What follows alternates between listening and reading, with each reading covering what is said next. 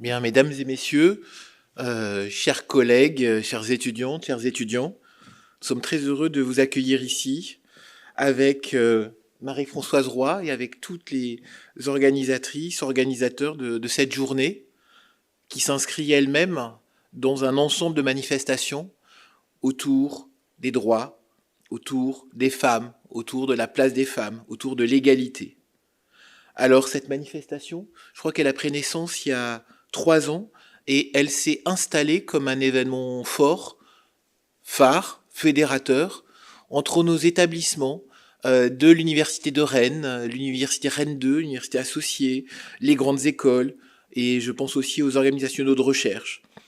Et je tiens à remercier toutes elles et tous ceux qui ont travaillé au sein aussi de ce groupe. Hein, et je salue Nicoletta, je salue Rosen, je pense à Christine, je pense à toutes les femmes et aussi les hommes qui se consacrent à ces questions de l'égalité.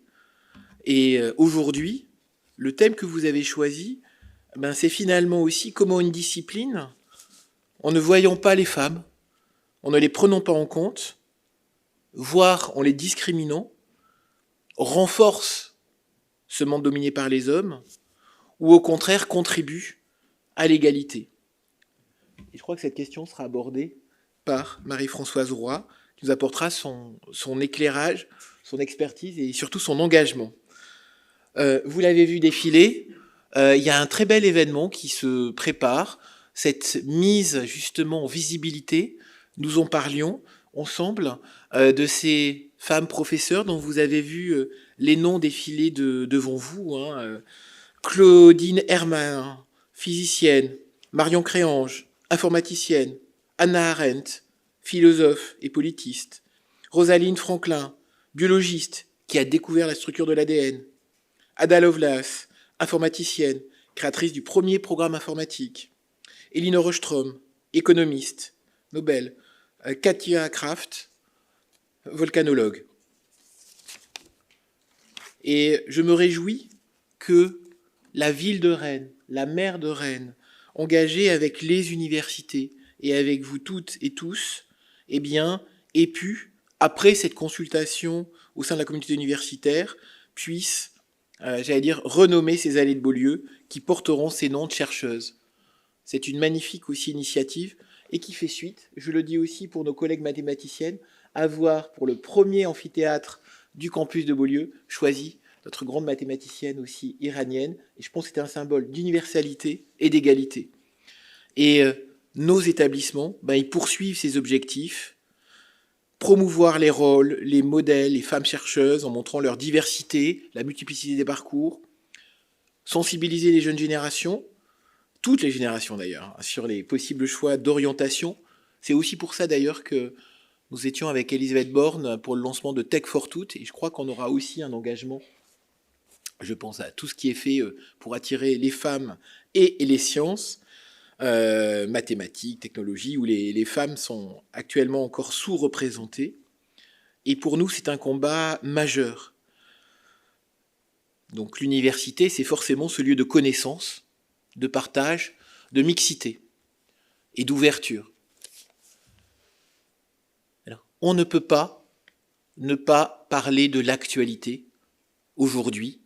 Le défi et la journée que vous menez, que vous organisez, elle prend un sens très particulier aujourd'hui, après la journée du 8 mars, aujourd'hui le 12 mars, au moment où la plus grande aussi puissance économique, scientifique, a décidé d'enlever des noms des recherches à financer le mot femme, de rayer d'un trait de plume, et par le biais d'algorithmes d'IA, tous les projets qui prendraient en compte les femmes, mais de la même façon, l'environnement, le climat, et vous avez vu le licenciement de la première femme scientifique de la NASA en charge du climat. Et c'est le moment où nous aurons besoin de résister, d'accueillir et de porter ce projet. Nos établissements continueront à revendiquer, dans notre jargon, l'EDI, l'équité, diversité, inclusion, porter haut et fort les valeurs d'égalité. Nous étions nombreux d'ailleurs vendredi dernier, place de la République, pour le mouvement Stand Up for Research, la recherche comme bien commun, et cette recherche que vous faites sur l'égalité et les sciences, la place des femmes, mais au-delà. Et je crois que Nicoletta me suggérait Stand Up for Research and Equality. Je crois que ça va être notre combat, le combat collectif, qui dépasse d'ailleurs bien largement la Bretagne, la France, mais qui est le combat mondial pour notre planète, pour la santé de notre planète, pour l'autre moitié du ciel, et pour que cette place des femmes soit reconnue. Et pour moi, les combats sont liés, d'ailleurs, je le dis, le climat, l'environnement, la planète. J'ai le souvenir de Gro Harlem Brundtland, une femme première ministre, qui avait d'emblée lancé la question des ODD, c'était en 1992, et tout le chemin qui reste encore à faire. Je crois que nous aurons besoin de vous, mesdames, messieurs, pour continuer ce combat pour l'égalité, pour les sciences, pour la santé de la planète. Et donc aujourd'hui, pour moi, c'est aussi une journée fondatrice, à la fois de résistance et de projet. Je vous remercie.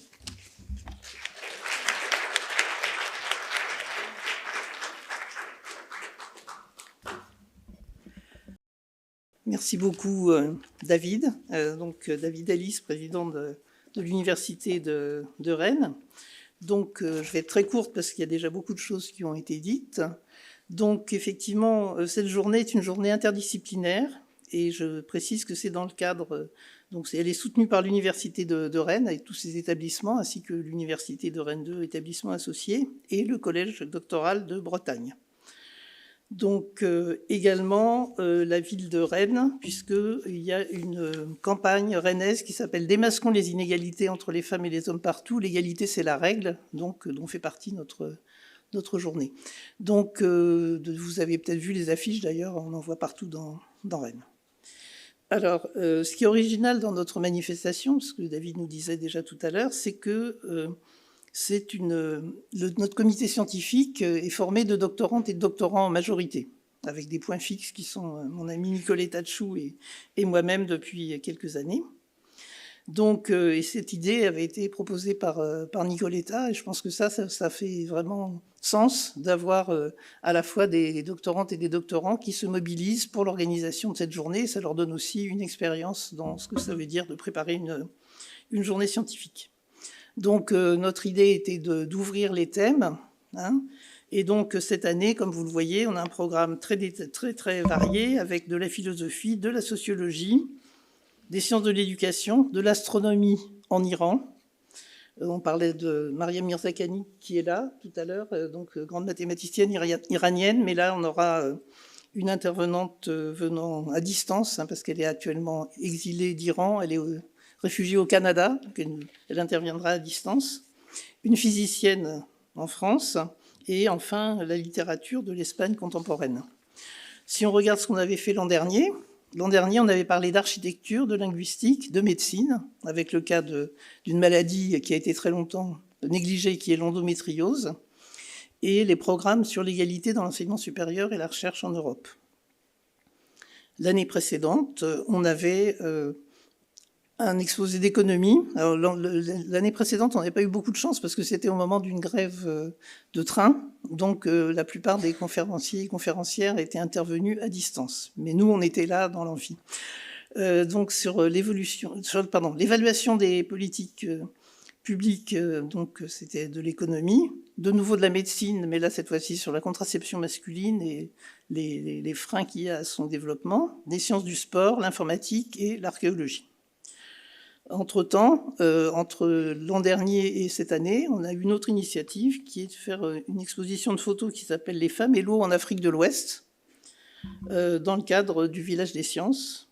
Et c'est une exposition qui a très bien marché au niveau du Village des Sciences et qui va continuer à circuler. On va la retrouver à Cesson-Sévigné et de nouveau dans le cadre du Village des Sciences l'an prochain. Voilà, donc c'est vraiment une initiative extrêmement agréable pour tous ceux qui y participent. D'ailleurs, en fait, souvent, les membres du comité scientifique demandent à en faire partie encore l'année d'après. Et donc, voilà, je déclare ouverte cette journée. Donc, je voulais que le comité scientifique se réunisse autour de moi pour que vous voyez qui c'est. Donc, venez, s'il vous plaît. Et il y a Johanna aussi, qui joue un rôle très important dans l'organisation de la journée et qui est, je ne sais plus où. Voilà. Donc, merci de me rejoindre. Voilà, donc mettez-vous un peu là.